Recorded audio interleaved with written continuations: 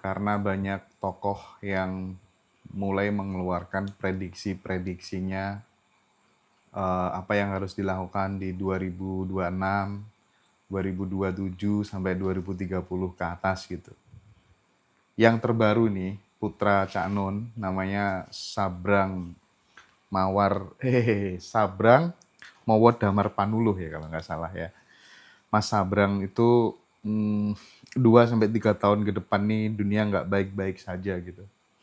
Simpan emas, simpan perak.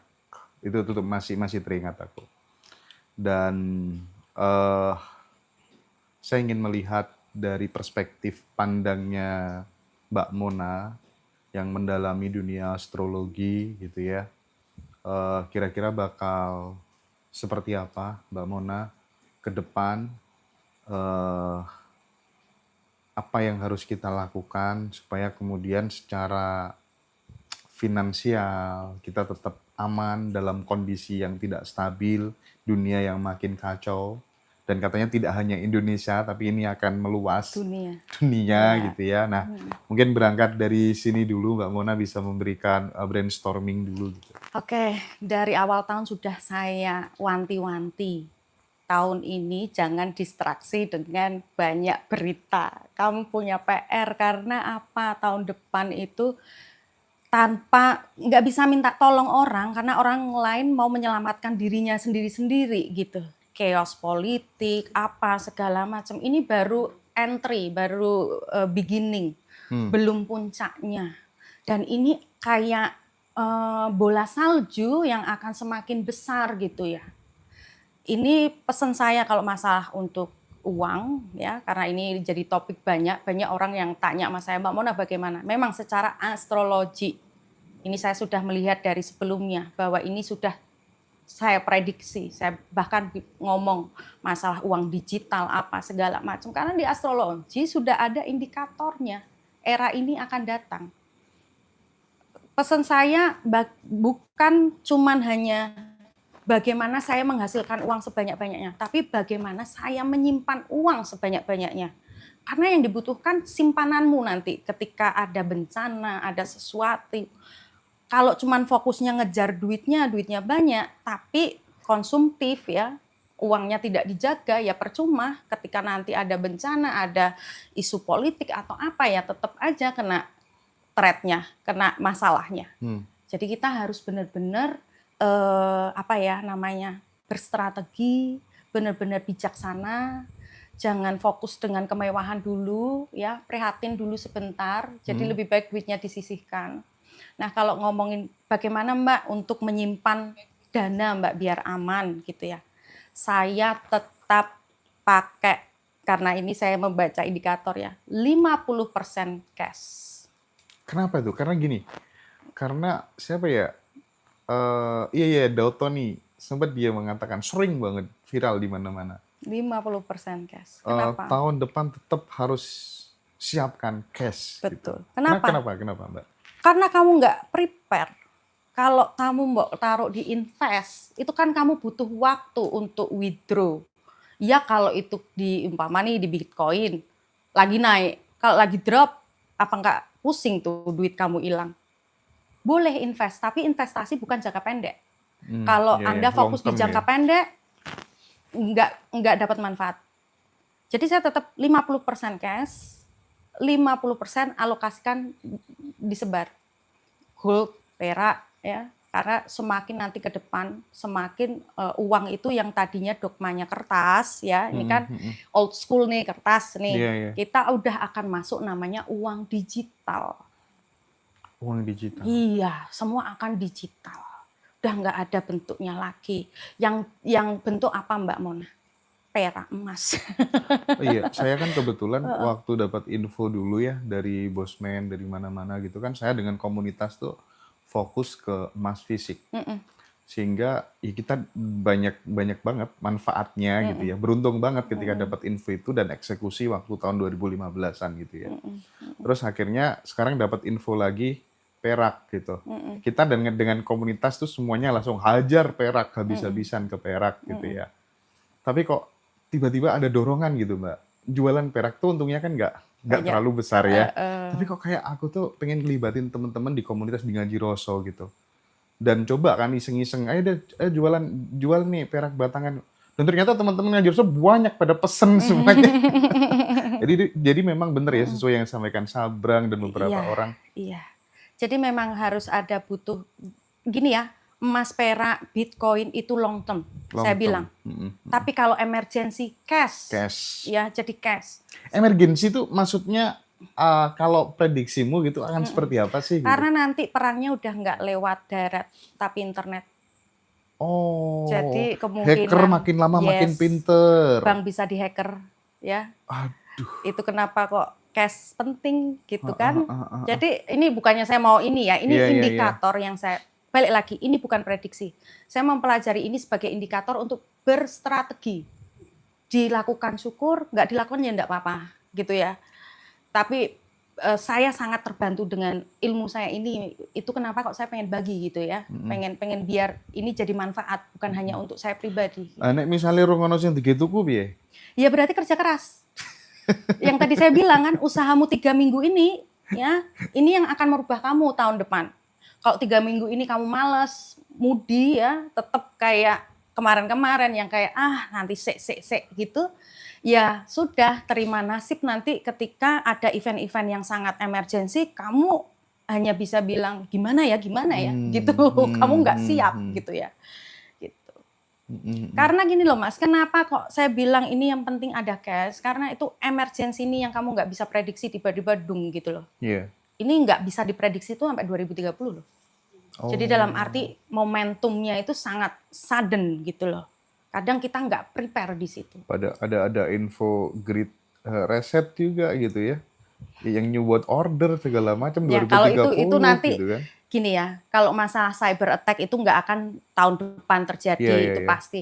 Tapi ini sudah ada, cuman belum segila nanti di 2030 ke atas, lebih gila lagi. Ya jadi kita udah mulai gini loh. Kalau mau ada, sudah ada di sana, 5 tahun sebelum kita prepare, wah kuat toh nanti di sana ke depan Iya. gitu. Di era itu kita kuat gitu. Terus masalah AI, ini kan juga kita nih jangan buat AI ini sebagai saingan kalau saya. Tetap bagaimanapun juga manusia itu ciptaan yang paling sempurna. Oke. Nah, AI ini kamu buat untuk sainganmu, wah semua dikerjain AI, saya nggak bisa, atau belajar memasteri AI. Biar kamu pinter, biar kamu jadi bosnya AI, bukan AI yang jadi bosnya kamu. Bagaimana kalau di bercat kamu kelihatan skillnya apa, ya udah ngobrol sama AI Yeah. untuk membesarkan potensimu. Mbak, ketika kemudian 2030 ke atas misalnya, akan banyak hacker-hacker yang unpredictable, yang lebih kuat, lebih hebat dari Cina, dari India, dan itu bisa aja membobol m-bankingmu. Dan itu nggak usah nunggu nanti lah ya, sekarang udah banyak yang kebobol. Sudah. Ya, ownernya Faras kena, ya kan?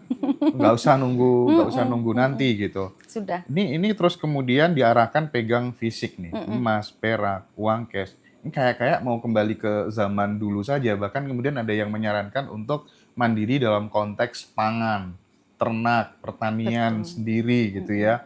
Nah, akan se-ekstrim apa kira-kira Mbak? Ini akan kerasa kok nanti 2026 itu kan secara numerologi angkanya 1. Kita akan kerasa banget di tahun 2026 kita dituntut untuk mandiri, nggak bisa bergantung sama orang. Jadi kalau mentality kita umpama punya mentality yang dikit-dikit aku minta bantu ya, tolong bantu aku ya, pinjemin duit dong gitu ya. Itu berlaku juga buat negara nggak kira-kira? Negara dan itu tadi loh Mas, prediksi itu kecil sampai gede. Jadi jangan anggap ini negara. Di langkah kecilmu kamu akan kerasa juga gitu. Iya. Nggak mungkin hanya cuma di sini. Ini kan planet ini mempengaruhi semua yang ada di muka bumi ini gitu. Jadi mandiri. Kalau belum dapat pekerjaan ya mulai sekarang ayo di-push sedikit gitu ya. Gini, pekerjaannya lebih karena ini eranya sudah beda. Jadi pekerjaannya itu bukan yang di office sebenarnya. Jadi mulai sekarang emang bener kalau kita udah tahu potensi, percaya deh, nggak perlu takut sama AI. Karena Tuhan itu udah menciptakan kita dengan maksimumnya gitu loh. Kalau kita autentik dengan skill kita kuatkan, kita jadi punya usaha sendiri, ini sendiri, ya aman gitu. Ya, aku tuh kan sering ya tanya-tanya langsung gitu tentang, aku pengen tanya yang lebih spesifik gitu dalam perspektif astrologi gitu terkait dengan Bitcoin. Sama tokoh misalnya sama Bosman, aku juga sempat tanya langsung sama beliau gimana Bitcoin Bosman. Kalau untuk jangka panjang, oke. Mm-mm, Untuk betul. jangka panjang, oke Ya, gitu. Mbak Mona gimana? betul. Kayak tadi saya bilang, emas, perak, Bitcoin, jangka panjang. Jadi jangan berpikir, oke sekarang saya invest duitnya, umpamanya limit ya, Mm, terus mm. dimasukin semua Bitcoin ya, ini sama aja bunuh diri. Karena kan naik turun. Tapi kalau ini uangmu yang tadi saya bilang ya, 50%, 50 ini aman nih untuk Mm, 5 mm. tahun, jangan 50% aman untuk 2 hari ya. Iya, iya. Untuk 5 tahun, 50% ini kamu pecah gitu. Jangan di Bitcoin semua gitu. Ini nanti kamu lihat di 2030, 31 baru kamu dapat rasanya. Oh iya, iya, iya. Kenaikannya tidak bisa dibandingkan dengan yang lain kalau Sekarang Bitcoin. tembus Ya, 2M lebih ya? ya. Turun sekarang ya? Sekarang lagi turun Kemarin lagi mungkin ya. naik ya? Aku kemarin tuh masuk ke toko emas sih. Lihat Antam 10 gram itu. Disuruh beli 30 juta, gila gak sih? Ya ini Aku lagi naik misalnya juga. nyetak di apa tuh namanya Pegadaian itu aja paling cuman ya paling 23 jutaan. Itu di toko emas disuruh beli 30 juta. Dan sekarang kan kita susah nyetak emas fisik Antam itu susahnya bukan main. Dan gini Mas, yang paling penting jangan FOMO. Oh Udah ikut-ikutan gitu ya? naik baru beli ya Hmm, salah hmm, gitu hmm. ya. Kadang orang kan langsung tren ya. Wah naik, ayo cepat buru-buru beli. Nah, Salah, kita harus smart ya. Makanya aku bilang yang paling penting tuh cash. Jadi ketika ada bencana semua pasti harga hancur. iya, iya, Kamu iya. punya dana untuk beli tanah, untuk beli ini, untuk beli itu, gitu loh. Ya belinya jangan pas lagi peak, tapi pas dalam keadaan lagi turun gitu loh. Oke. Jadi untuk survive-nya kamu, Deh, kalau ini lagi tinggi ya tahan dulu, hmm, hmm, tunggu hmm, dulu hmm. gitu. Kalau kalau masih memang pada FOMO ya, kenapa nggak dulu-dulu Ya gitu nanti ya? rugi Karena karena kan baru tetap nyadar ada kan. naik turun ya. Nah makanya mumpung biar nggak FOMO teman-teman segera beli perak batangan di Ngajiroso. NR Silver. Wes ta, mesti berlipat-lipat naiknya nanti. Enggak mungkin enggak, serius. Aku kemarin tuh beli 100 gram aja yang Euro Silver itu tuh 3.700.000-an. Sekarang udah 4.300.000-an lebih. Perak jadi ngikut emas dia ya. Ngikut emas ya. Mbak, tapi ngomong-ngomong nih, selain perak, emas, Bitcoin, bagaimana dengan US? Apapun itu Mas, kita harus mau ngerti ya, mata uang kita lebih lemah daripada US dan dolar. Hmm. Jadi kalau mau seanjlok-anjloknya US tuh lebih anjlok nanti rupiah Iya, kalau ada iya, iya. sesuatu. Iya, iya, iya, Jadi ini iya. bukan masalah ini US akan kuat atau enggak Mbak. Nah masalahnya mata uang kita tuh enggak kuat Hmm, gitu hmm, loh. hmm, hmm, hmm, Kalau hmm. kita hanya simpan di rupiah ya kan kita nggak tahu bencananya seperti apa, sebesar apa, dana yang harus kita siapkan sebesar apa kan kita nggak tahu. Balik lagi ini bukan financial advice ya karena saya bukan Iya, iya, guru iya, iya, iya. finansial. Ini hanya sebagai apa ya? Apa yang Financial saya secure. bagaimana untuk tetap di astrologi kan semua kena ya karena Merkuri ruling keuangan. Jadi memang ada di situ indikator apa segala macam. Cuman di sini saya hanya memberikan yang itu tadi. Pakai ilmu saya untuk berstrategi. Jangan hanya dimakan mentah aja terus ditelen gitu loh. Strategi gitu. Kalau uangnya belum ada Mbak Mona ya udah toh kerja keras dulu gimana caranya Hmm, hmm. untuk dapat duit. Nanti kalau duitnya udah banyak baru dipikirkan bagaimana nih uang saya ini uang jadi uang gitu loh. Ya untuk save-nya saya nanti ke Iya. 5 tahun ke depan. Hmm, hmm, hmm, hmm. Terus ada nggak Mbak, misalnya kalau kita lihat ya, teman-teman yang bergerak di bidang wira swasta gitu ya, apa aja yang kemudian bisnis-bisnis nanti yang diprediksi bakal down? Luxury, Oke. barang-barang mewah Heeh, heeh, heeh. ya Oh akan bener sih itu. barang-barang merah akan kena threat. Jelas. Kenapa? Bayangin sekarang kalau emergency bingung semua kacau, orang masih bisa beli barang mahal. Enggak lah, Iya, dia iya, pasti iya. akan mikir ini mending tak Iya. simpen duit aku gitu ya. Tapi kalau untuk pangan ya Tenang Bib, sesuatu untuk bisa jadi Alphard cuma 700 juta nanti kamu. dan yang satu ya, jangan underestimate jasa pendidikan. Maksudnya? Karena itu juga akan naik tinggi.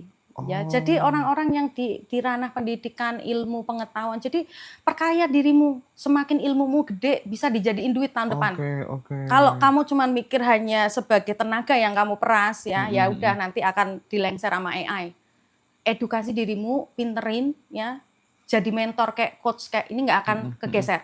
Hmm. Tapi kalau kamu mau apa Intinya gitu ya, belajar pengembangan diri ya, pengembangan diri. belajar bercat ya. Itu nanti. Itu kan. Jadi Heeh. ya memang itu ya, yang akan kena threat pasti barang-barang mewah, itu pasti akan nggak laku gitu ya. Karena orang akan lebih sangat menghemat uang, akan berhati-hati dalam spending, Hmm, hmm, hmm. mereka nggak akan sembarangan membeli kayak begitu. Ya tapi kan ini kabar baik dong Mbak bagi teman-teman misalnya yang nanti kan harga mobil kan mesti anjlok semua kan yang bagus-bagus itu Nah, kan. kabar baik tapi dananya kok nggak ada. Oh iya juga Makanya sih. tadi saya bahas, cashmu mana?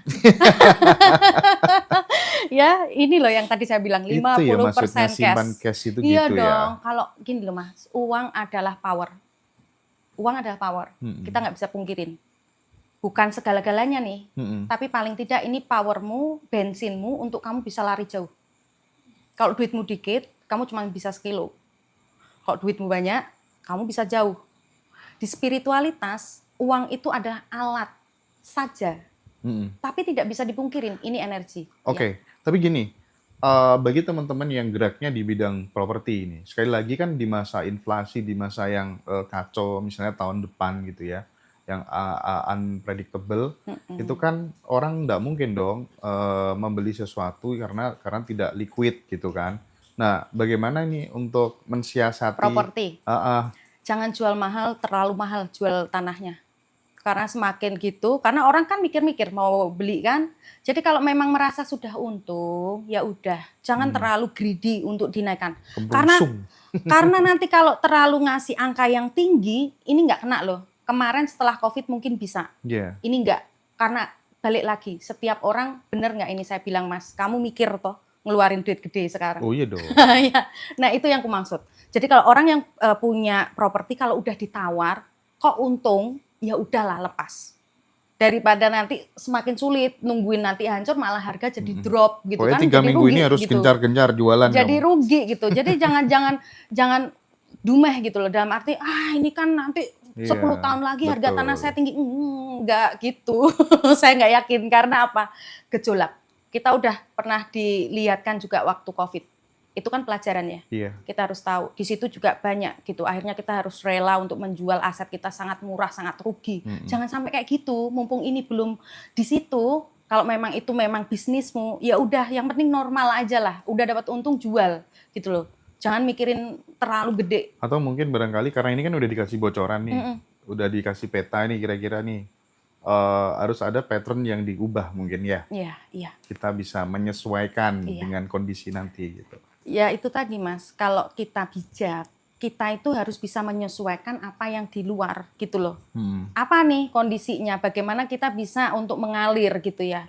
Tapi kalau kita kekeh dengan ego kita, nggak bisa dengan cara kayak gini. Sedangkan waktu, ruang, dan masa itu berubah-ubah gitu ya. Mhm. Ya ini akan sulit gitu. Jadi Hmm. pesan saya sih ini kita harus saling kerjasama sih harusnya. Kalau kita butuh ini ya kita mau harus kerjasama dengan bagaimana untuk win-win solution, bukan hanya untuk mikirin kepentingan pribadi kalau saya. Ya, ya, ya, ya. Itu informasi buat teman-teman biar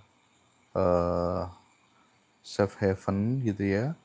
Artinya memang yang nggak direkom kan naruh uang sebanyak-banyaknya di perbankan ya, karena contohnya udah banyak ya. Saya nggak mau langsung to the point itu, tapi indikasi bahwa akan ada cyber attack itu ada. Jadi kan Mhm. kenapa enggak sebelum terjadi kita udah prepare gitu loh ya. Iya Dan kayak makanya tadi loh Mas, kalau tiba-tiba ada yang jual tanah murah kamu nggak ada, betul sih. terus bankmu keblokir, Nah itu juga sih. gimana? Makanya emas juga kalau terlalu banyak di digital ya riskan Harus juga. dipecah, tetap Mhm. investasi harus dipecah. Jangan hanya cuman fokus dengan satu. Dan please cari informasinya dulu, gali dulu, jangan asal ikut-ikutan gitu kan. Mhm. Biar ngerti kalau udah kita punya ilmunya tuh enak gitu. Kita ngerjain tuh tahu, nggak cuman asal ikut gitu. Iya, iya, iya. Oke. Owner-nya ini mau mau ada yang ditanyakan nggak? Selalu ada sih. Boleh. Ya, 1-2 pertanyaan ya, yuk.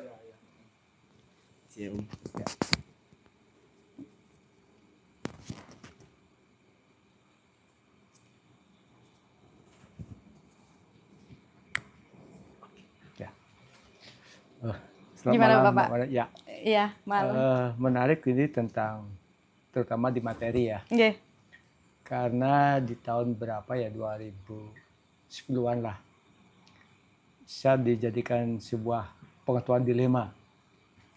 Itu ketika istri saya sakit, di sana ada muncul yang awal-awalnya ketika saya resign dari perusahaan, di sana saya punya suatu keegoan, keinginan ya agar kita kelihatan berhasil sehingga saya banting tulang untuk kerja tanpa pernah sehari pun tidak bekerja. Ya. Dan itu memang untuk mengejar suatu keinginan, kemauan ya itu, keegoan juga memang tercapai. Tetapi saya dapat adalah kelelahan. Ya. Bisa tercapai sehingga kita menjadi lelah. Ya. Nah, tiba-tiba di sana ada stuck. Segala sesuatu yang kita inginkan terpenuhi, tetapi satu balik istri saya jadi sakit. Iya. Ya. Ya. Menemani istri atau merawat istri sakit selama 6 bulan, di sanalah kelelahan. Sehingga saya menemukan sampai keputusasaan. Di sana ada titik balik pergerakan dari spirit saya. Dalam diam, saya menemukan suatu peribahasa dalam pengejaran suatu materi ya. Ketika pengejar materi, ibaratnya sebuah kucing yang mengejar ekornya. Ketika dalam kelelahan, dia baru sadar bahwa yang dia kejar itu ekornya. Sama juga dengan kita, ketika kita mencari materi, mengejar materi kan tak ada terbatas. Dan tak satu pun orang-orang di dunia ini mengatakan dirinya kaya, cukup. Sehingga dia terus bekerja yang dapatkan juga kelelahan. Nah, akhirnya ketika dalam titik balik itu, saya menemukan peran Tuhan ada di sana. Saya balikkan posisi, saya melibatkan Tuhan dalam suatu pekerjaan. Di sana saya menemukan, dulu saya mengejar materi, dan yang dapatkan adalah kelelahan. Ketika saya membalikkan posisi itu, saya bersama Tuhan, materi adalah mengejar saya. Ya. Sehingga proses inilah yang menjadi sampai hari ini. Titik baliknya ya Pak? Ya, saya selalu merasakan kebahagiaan. Ya. Nah, tetapi orang-orang yang di sana dalam pengejaran, seperti Mona tadi bahas tentang safety ini, safety dan lain sebagainya. Saya juga kadang-kadang kepinginan, tetapi apakah saya kembali ke alam itu gitu? Gini, jadi ini kan saya ngerti yang Bapak maksud. Secara spiritual memang kita tidak boleh terlalu pelekatan dengan materi, apalagi mengejar. Ya. Dan sebenarnya kalau kita langsung menyisihkan uang itu sendiri, itu tidak bisa Pak. Karena sebagai manusia kita masih di dunia. Karena dunia ini dengan skenarionya kan memang uang itu tidak dipungkiri berjalan bersama. Yang saya maksud di sini harus seirama. Kalau sudah berat sebelah kayak tadi karma, jadi ini akan kelelahan. Terus kalau ngomongin bagaimana biar kayak saya ini kayak nggak seolah ngejar duit Mbak. Satu, pertama harus sesuaikan kebutuhan kita. Karena saat sekarang ini banyak orang mengejar uang karena pengen lebih tinggi dari orang lain. Bukan karena kebutuhan mereka. Itu kenapa kok jarang orang bilang cukup, gitu kan Pak. Nah, cukupnya orang itu kan beda-beda. Ada yang gelas segini, ada sebotol 5 liter, ada yang 10 liter gitu. Nah, tanyakan pada diri, saya cukupnya berapa? Kalau cukupnya 1 liter ya udah. Tidak perlu mengejar 2 atau 3 liter. Kalau mau mengejar 5 liter, karena memang kebutuhan saya besar ya sudah. Karena kan kayak tanggung jawab keseharian kita sehari-hari ini kan termasuk juga contoh nih, kok saya harus tanggung jawab nih, ada klien saya bilang, Mbak kenapa harus saya yang tanggung jawab, kenapa semuanya saya, Karena kamu di Bercat ada itu gitu. Kamu harus memprovide itu. Bagaimana kalau nggak kerja ngejar ininya gitu kan? Jadi tidak bisa satu jawaban ini untuk semua, Pak. Harus disesuaikan dengan memang perjalanannya. Disesuaikan dengan kapasitas dan ceritanya. Yang tahu siapa diri kita. Kapan kita kelebihan, kapan kita kekurangan kan kita yang tahu. Ya. Nah, uang itu energi. Ketika cara mencarinya itu baik, terus kita kembalikan dengan baik, jadi nggak dipegang sendiri, ini uang akan selalu mengalir, berputar. Tapi kalau kita sudah obses dengan uang, pengen memperkaya diri untuk power sendiri gitu ya, ya ini akan menjadi bumerang buat diri kita. Dan pasti akan ada momen di mana uang yang di tangan dia akan habis gitu ya. Karena tidak paham tadi ilmu energi uang itu untuk apa. Uang itu bisa dispiritualkan. Jadi datang yang baik, keluarkan yang baik, datang yang baik, keluarkan yang baik. Ini pasti tidak akan putus.